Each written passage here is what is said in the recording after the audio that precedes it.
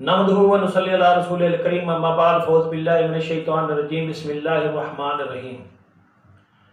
ابھی تھوڑی دیر پہلے میں سلطان کربلا پڑھ رہا تھا تو اس کا پیج 482 پر جب میں پہنچا تو یہاں جنگل کا شیر کا ذکر آیا۔ جب امام حسین کربلا میں تشریف لا چکے ہیں تو پھر ان سے جنگل کے شیر کی ملاقات ہوتی ہے، وہاں بات چیت ہوتی ہے، اور یہ وہی شیر تھا جس نے امام حسین کی لاش کی رکھوالی کی جب دشمنان اسلام نبی پاک صلی اللہ علیہ وسلم کے نواسہ حضرت امام حسین پاک کی لاش کے اوپر گھوڑے دوڑانے لگے تو اسی وقت یہ شیر پھر حاضر ہوا جس نے آ کر امام حسین کی لاشوں کی بے حرمتی ہونے سے بچایا۔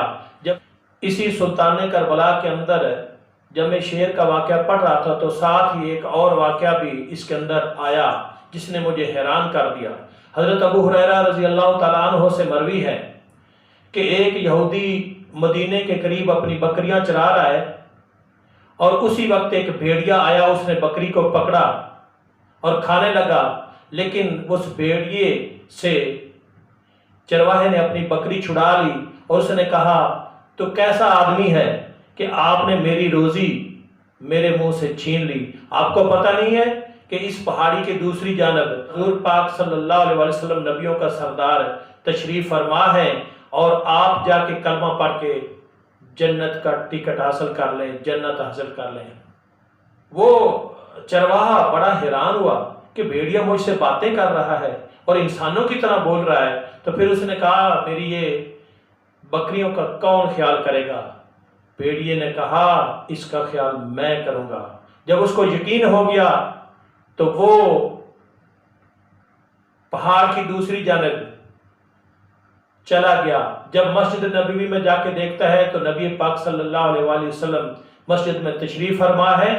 جب اس یہودی نے نبی پاک صلی اللہ علیہ وآلہ وسلم کا نورانی چہرہ دیکھا تو رہ نہ سکا اور فوراً بھیڑیے کی بات سنائی۔ اسی وقت نبی پاک صلی اللہ علیہ وآلہ وسلم نے حضرت بلال کو حکم فرمایا کہ جاؤ مدینہ میں اعلان کرو اور تمام مسلمانوں کو، تمام صحابیوں کو یہاں اکٹھا کرو تاکہ ان کو یہ واقعہ سنایا جائے۔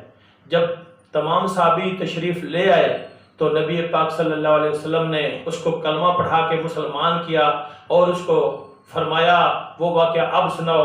پھر اسی نے نو مسلم نے وہ سارا واقعہ سنایا کہ بھیڑیے نے مجھے کہا ہے کہ آخر الزمان اللہ کے پاک نبی تشریف فرما ہے، تو جا کے مسلمان ہو جا، کلمہ پڑھ لے، اور وہ نبیوں کا سردار ہے اور تو اپنی جنت حاصل کر لے۔